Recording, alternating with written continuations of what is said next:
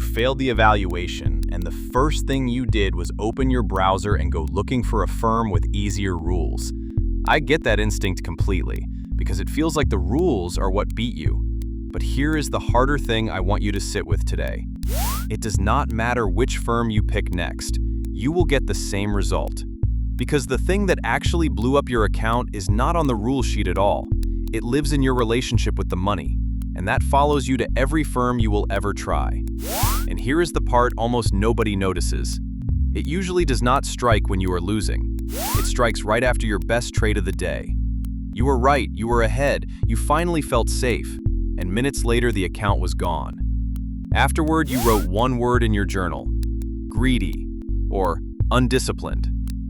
Today, I am going to use real research to show you that that word is not just wrong. It is the exact thing that guarantees you blow the next account the same way. This channel does one thing. We use real research to take trading psychology apart and hand you something you can actually use, not another just be more disciplined. So today, I am not going to give you a pep talk. I'm going to walk you back through that one afternoon, second by second, until you can see exactly where the blade went in. Let us go back to that afternoon. Say you are trading a $50,000 evaluation account. Let us kill one excuse up front. There is no time limit. Most futures firms drop the clock, so you can take as long as you want. This has nothing to do with rushing. You take your time, you trade well, and by 2 in the afternoon you are up $2,000, $1,000 away from passing. It is your best day of the week. You lean back in your chair and feel completely in control. But inside that feeling of control, something you have no idea about is already happening in your head. That account is a simulation. The $50,000 is not your money, and to sit at the table, all you paid was a fee of a few $100s. You know all of that, intellectually.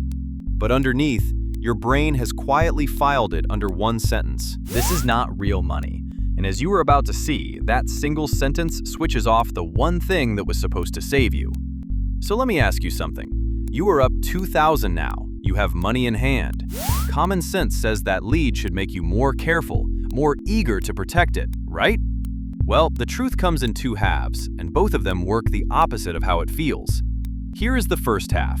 Researchers ran a study where people played a game blowing up a balloon for money.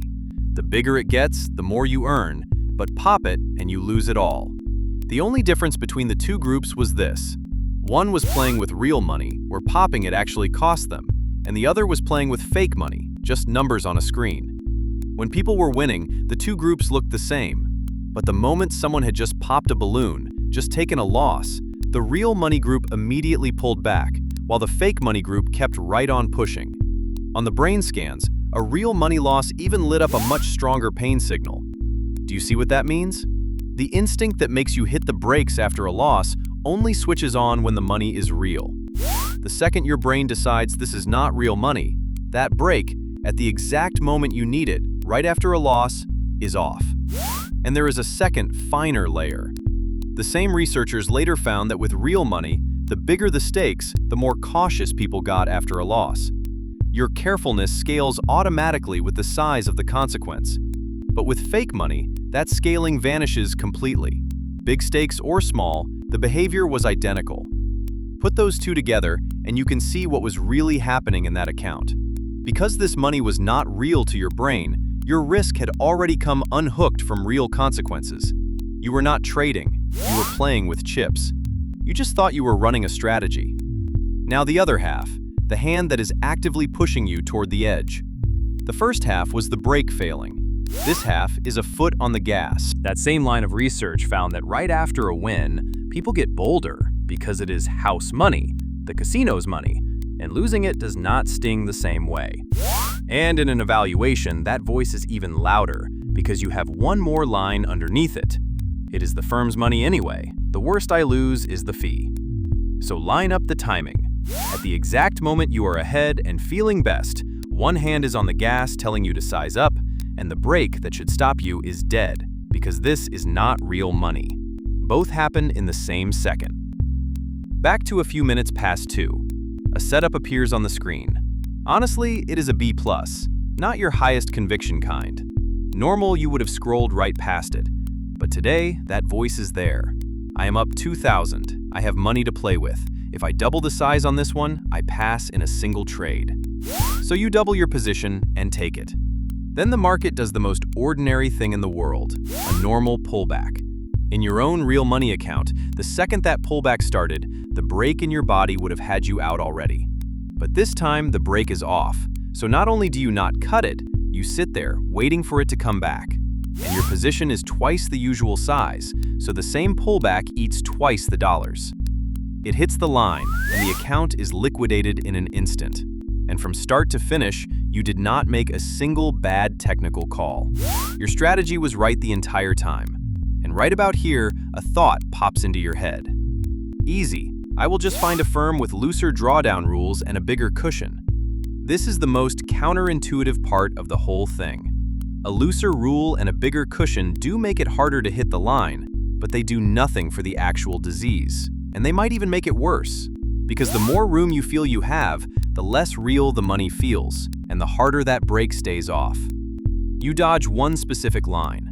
The thing that unhooks your risk from consequence is at every firm. And the more comfortable the environment, the bolder it gets. So now you can see where the blade went in. You did not die in a loss, you died in your win. The win pushed you to size up, and this is not real money, killed the brake that should have stopped you. And the two collided in the 1 second you felt safest. And that word you wrote in your journal, greedy, undisciplined, sounds like reflection, but it makes you miss the actual mechanism completely. Your problem was never a shortage of discipline. It is that your brain never treated that money as real, so it stopped protecting you. And that problem moves with you to every firm. And I will just be more careful next time, will never shake it. If this, taking the blade apart down to the mechanism, instead of handing you a just be disciplined, is the kind of thing you have been looking for, go ahead and subscribe. This is what I do in every video. Okay, now the part that matters most. What do you actually do about it? A normal video would tell you here, be more disciplined, manage your risk better, or go find a better firm. Let us take those one at a time and see why all three fall apart. Find a better firm, we just covered. You can dodge a specific line. You cannot dodge the unreal money in your own head. Be more disciplined. The problem is that willpower is at its weakest right after a win, when you are most elated. Asking you to fight a mechanism built to strike in your most relaxed moment using willpower is a losing bet. Well, I will go learn about these biases then. That does not hold either. Researchers tested exactly this. A one-time education about a behavioral bias works for the first couple of weeks, but by 3 months, it is basically gone. Which means if you finish this video and stop at, oh, I get it now, 3 months from now, you will trip over the same thing in the same spot. What actually takes this apart is not a slogan. It is 3 things you can start doing today, and they all run on the same logic. Since you cannot change the rules, you make the money real again on one side, and you stop relying on your in-the-moment judgment on the other. First, make the money real. The research already told us real consequences switch the brake back on, so trade the evaluation at the position size you would actually risk with your own hard-earned money, not blown up because it is the firm's. Some people run a small, real money account alongside it, just to keep their brain remembering the sting.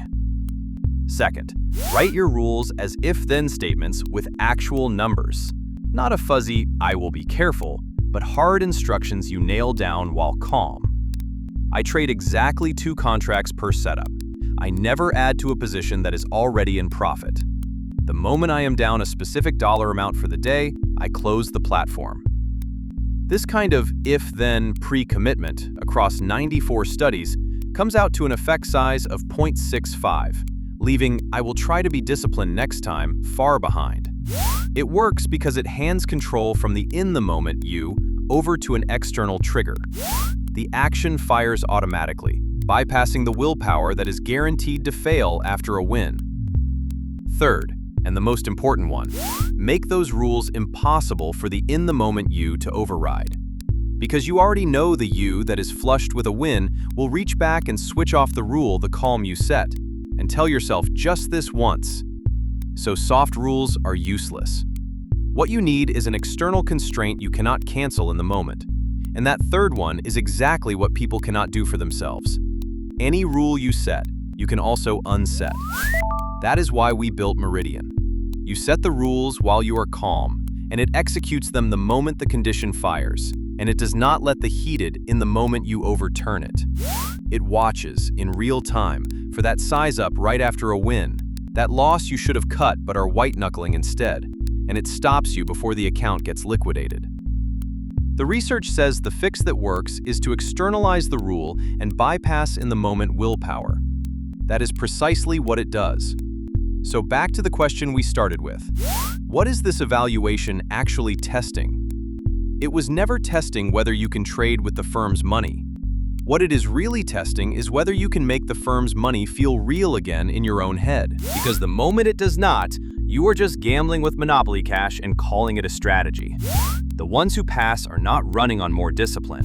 They made the stakes real enough that the instinct hit the brakes for them. If this helped you see something, take a second to like and subscribe. Not for me, because it pushes this in front of more traders stuck in the same evaluation, still thinking it is their own discipline that is the problem. That one tap is what puts it in front of the next person. The external can't override its system I described. If you want to put it to work directly, Meridian is linked below. And one last question. The last time you failed an evaluation, what was the word you wrote in your journal afterward? Tell me in the comments. I will bet it is one of the two we just proved was wrong.